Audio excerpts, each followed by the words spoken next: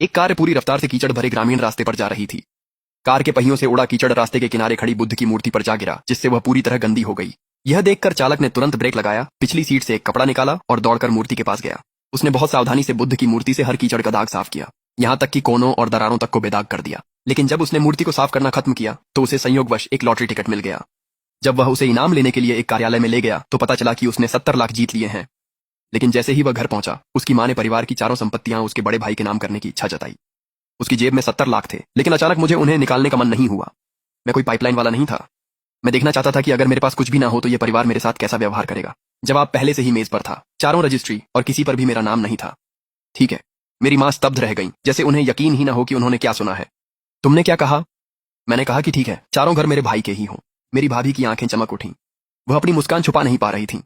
मेरे भाई ने राहत की सांस ली और सोफे पर टिक गया। मैंने कुर्सी की पीठ से जैकेट उठाई और पहन ली, लेकिन एक शर्त के साथ। सभी ने एक साथ मेरी ओर देखा, उस तनाव के साथ जैसे उन्हें डर हो कि मैं अपना फैसला बदल दूंगा।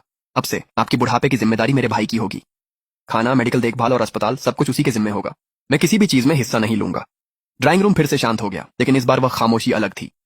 मेरी मां ने मुंह खोला, फिर बंद किया और फिर से खोला। आखिरकार वह हंस पड़ी। वह हंसी खुशी की नहीं थी, बल्कि ऐसी हंसी थी जैसे कह रही हो, ये कैसी बेवकूफी की बात कर रहे हो। तुम्हारे 5,000 युआन महीने की आमदनी में अगर तुम इस घर से चले गए तो हवा खाकर ही जियोगे। मैं मुड़ा नहीं। मैं दरवाजे तक गया, झुका और अपने जूते बदल ली। मेरी भाभी की आवाज पीछे से आई, जिसमें जहर भरी हंसी थी। चलो जाओ, अब तुम्हारे पंख निकल आए हैं, उड़ जाओ। जब बाहर जाकर संभल ना सको तो रोते हुए वापस मत आना। मैंने अपने जूते के फीते बांधे और जैसे ही दरवाजा बंद हुआ, मैंने अपनी मां को अपने भाई से कहते सुना, रहने दो, देखो कितने दिन उछल कूद कर टिकता है। मैंने अपनी कमीज की जेब में हाथ डाला और टटोला। टिकट का एक कोना थोड़ा सा मुड़ा हुआ था।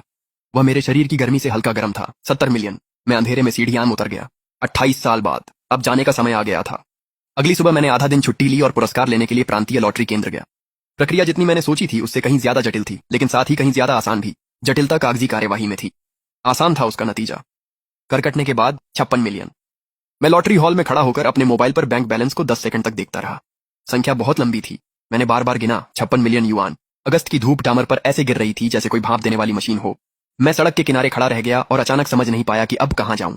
पहले मेरी रोज की राह हमेशा एक जैसी थी, कंपनी, किराए का फ्लैट, कंपनी, किराए का फ्लैट।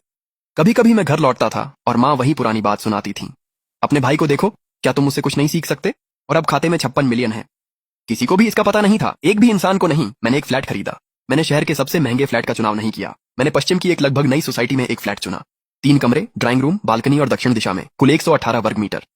कुल कीमत 3.8 मिलियन। जब मैंने नकद में कॉन्ट्रैक्ट साइन किया तो बिक्री कार्यालय की लड़की के हाथ कांप रहे थे। ऐसा नहीं था कि 3.8 मिलियन कोई बहुत बड़ी रकम थी, बल्कि इसलिए क्योंकि मेरी शक्ल सूरत किसी ऐसे इंसान जैसी नहीं थी जो नकद भुगतान करता है। एक धुल धुल कर उबड़ खाबड़ हो चुकी ग्रे टी शर्ट और पैंट का किनारा कीचड़ से सना हुआ था। उसे जरूर लगा होगा कि मैं अपने बॉस का कोई काम करने आया हूँ। जब तक मैंने कार्ड स्वाइप नहीं किया, लड़की ने डाटा फोन की रसीद देखी और उसका चेहरा एकदम सख्त हो गया। लेकिन उसने कुछ भी नहीं पूछा। बहुत पेशेवर थी। मुझे ऐसे लोग पसंद हैं जो बेवजह सवाल नहीं करते। खिड़की से रोशनी भरपूर अंदर आ रही थी। फर्श पूरी तरह धूप से भरा हुआ था। वहां एक भी फर्नीचर नहीं था। सब कुछ साफ, खाली और इतना शांत था कि मैं अपनी सांसों की आवाज सुन सकता था। आज शाम आकर अपने कमरे का सामान ले जाना। तुम्हारा भाई उस कमरे को दफ्तर में बदलने वाला है। उसका लहजा बिल्कुल वैसा ही था जैसा कल था। उसकी सांसों की रफ्तार भी नहीं बदली थी, जैसे मेरे भाई को चारों घर देने की बात कभी हुई ही ना हो। या यूं कहें, उसकी दुनिया में उस बात पर और सोचने की जरूरत ही नहीं थी। घर बड़े बेटे को मिलना तो स्वाभाविक ही था। ठीक है, मैं शाम को आ जाऊंगा। तुम कब जा रहे हो? यहाँ तक कि चाय भी ठंडी हो रही है। 3 बजे दोपहर में पुराने घर पहुंचा। मेरा कमरा लगभग खाली हो चुका था। चादरें जमीन पर पड़ी थीं, कपड़े 2 कचरे के थैलों में भरे हुए थे। मेरी किताबों के साथ भी कचरे जैसा ही व्यवहार किया गया था। युआन जो, वो कील भी निकाल दो। और अगर किसी को चोट लग जाए तो अपनी मां को दोष मत देना। तुम्हारे भाई पर बहुत दबाव है। पूरा परिवार उसी पर निर्भर है। तुम्हारे लिए तो अकेले खाना ही काफी है। तुम्हारे लिए सब कुछ आसान है। कुछ दिनों में तुम्हारी भाभी तुम्हें एक लड़की से मिलवाएंगी। अपनी हालत देखकर ज्यादा उम्मीद मत रखना। मैं सामान लेकर दरवाजे की ओर निकल गया। मेरा भाई मुख्य शयन कक्ष से बाहर आया। युआन जो, बाहर अच्छे से काम करना। अगर कुछ हो जाए तो अपने भाई को फोन करना। उसने मेरे कंधे पर बिल्कुल सही ताकत से थपथपाया, न ज्यादा हल्के न ज्यादा जोर से। ठीक वैसे ही जैसे बचपन में मुझसे कुछ छीन कर कहता था, तुम्हारा भाई तुम्हें नया दिला देगा। लेकिन उसने मुझे कभी कुछ नहीं दिलाया। 56 मिलियन में से 3.8 मिलियन फ्लैट के घटा दिए। अब भी 52.2 मिलियन बाकी थे। मैंने मोबाइल लॉक किया और उसे कार की खिड़की के सहारे रख दिया। बाहर इमारतें, पेड़, स्ट्रीट लाइट्स और बोर्ड पीछे की ओर जा रहे थे। सिर्फ मैं ही आगे बढ़ रहा था। एक किताबों का डिब्बा, एक इंसान, 3.8 मिलियन का एक फ्लैट और 52.2 मिलियन वाली एक कार्ड। मैंने एक गद्दा, एक रजाई और एक तकिया मंगवाया। वे कल से पहले नहीं आएंगे। उस रात मुझे सिर्फ जमीन पर सोकर ही काम चलाना था।